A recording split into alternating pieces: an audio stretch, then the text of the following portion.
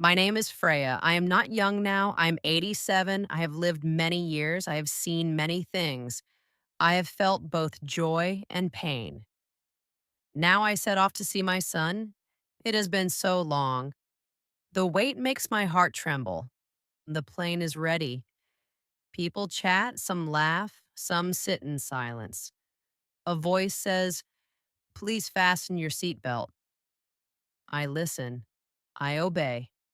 The plane starts to move. My heart beats fast with memories.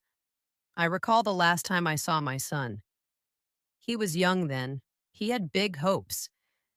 He said, "Mom, I want to learn. I want a better life." I said, "Go, my son. Learn. Stay strong." Then he left. I did not see him again. Years passed. Letters came. Phone calls came. But his face faded from my sight. Now I have a ticket. I have a seat. I have a path to a new start. I close my eyes for a moment. A mix of hope and fear fills me. Then a gentle voice whispers, "Come see me, Mom." My son calls from far away. I answer, "Yes, my son. It is time." A flight aide interrupts my thoughts. "Would you like a drink?" I open my eyes. I see her kind face. I say, "Just water, please." She gives me a small cup. I hold it tight. The plane is quiet. I hear soft whispers and steps. My mind drifts to the past. I remember my youth. Life was hard then. I worked every day. I helped my family. I had dreams that burned like a small flame. I waited for the right time. I wondered, did I choose right? Did I do enough? Those questions still haunt me. The plane glides along smoothly. I think of my son. Will he know me? Will he still need me? My trip is not just to a new town. It is a journey back in time. I was once a small girl. I had little in my life. My family had little. My father tilled the fields. My mother cooked and cleaned. I helped her. That was my whole world. I remember a day in my youth. I heard kids read with clear voices.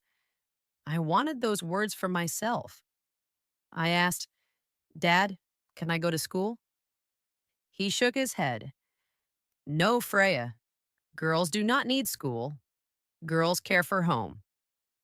A spark of anger and hope burned inside me.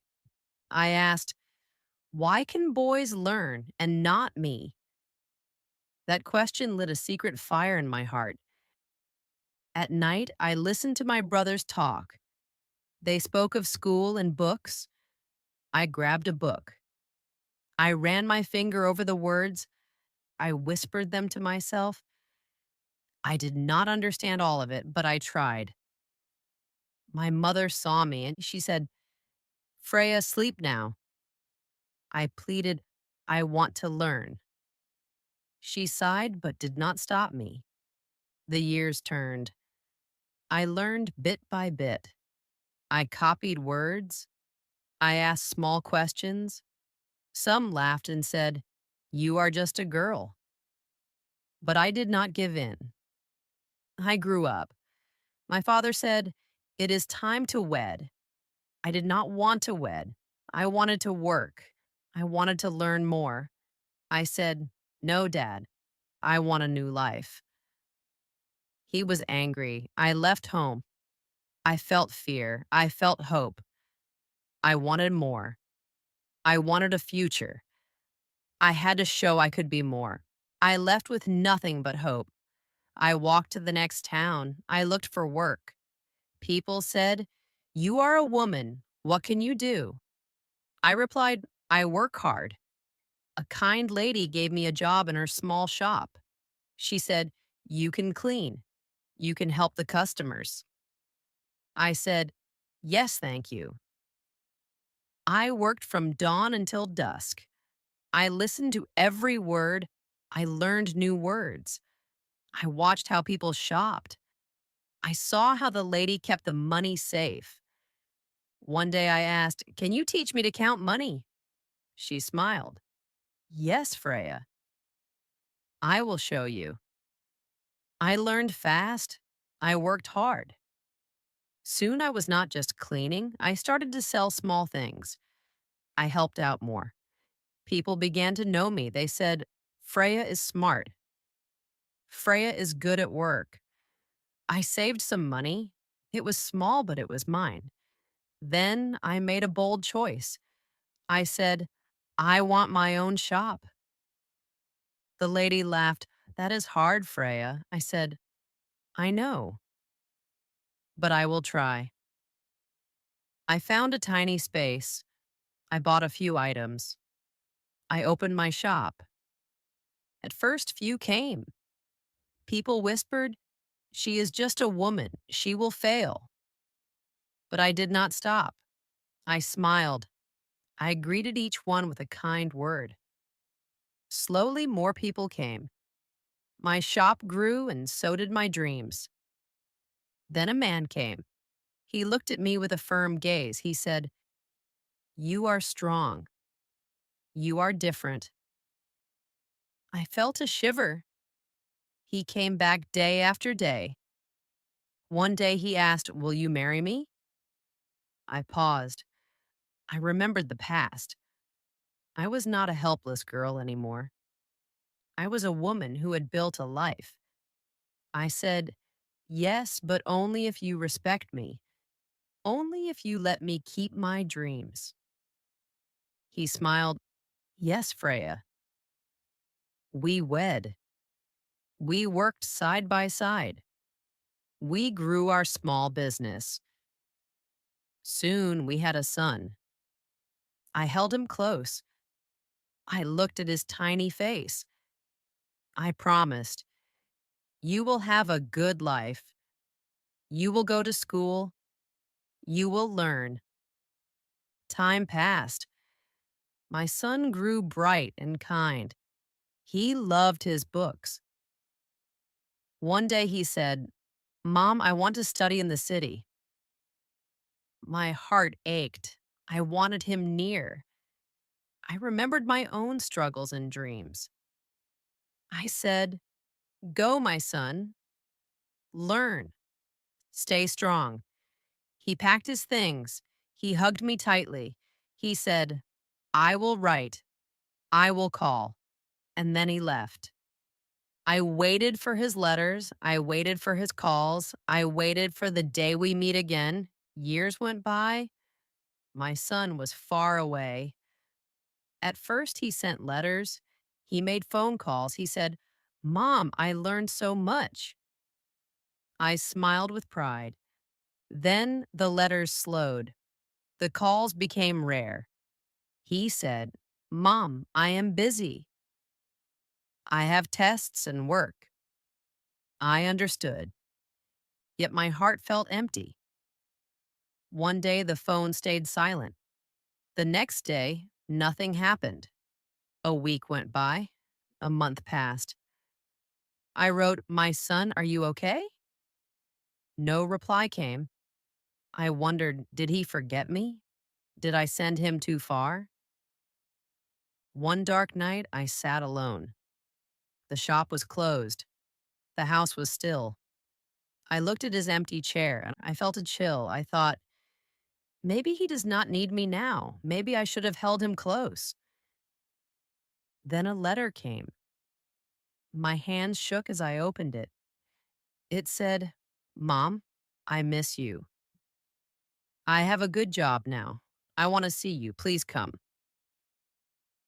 Tears filled my eyes. I touched the paper. My son had not forgotten me. He still wanted me near. But could I leave all I have built behind? I sat and thought for a long time. Then I chose to go. I bought a ticket. I packed a small bag. The day of my flight came. I stood at the airport. I had never flown before. All felt new and strange. I felt very small. A voice said, "Passengers, please board." I took a deep breath and stepped forward. I entered the plane. I sat down. The seat felt tight. The plane moved. My heart pounded. The engine roared. The plane rose into the sky. I thought, this is it. I will see my son. But a fear crept in. Will he know me? I looked at my old hands. My hair was white. My face had lines. My son had been young when he left. Now he was a man. Will he see me as his mom? Will he hug me like before? I closed my eyes. The memories came back. His small hand in mine, his soft request for a story, his laugh that once filled our home. Now he was far away. He had his own life. What if he had changed? What if he no longer needed me? The plane flew on. I clutched the letter with his words, "Mom, I want to see you." But a dark thought whispered, what if he says that out of guilt? What if he does not really want me? The plane began to descend. My journey neared its end. My heart raced with one final doubt. Will my son welcome me, or will I be a stranger? The plane slowed. A voice said, "We will land soon." My hands grew cold. My heart pounded. I thought, this is it. I will see him. But fear held me tight. What if he is not there? What if he has changed his mind? The plane touched down. People rose. They grabbed their bags. I sat for a moment. I took one deep breath. I stood up. I walked slowly. I saw a sign. Exit. My steps felt heavy.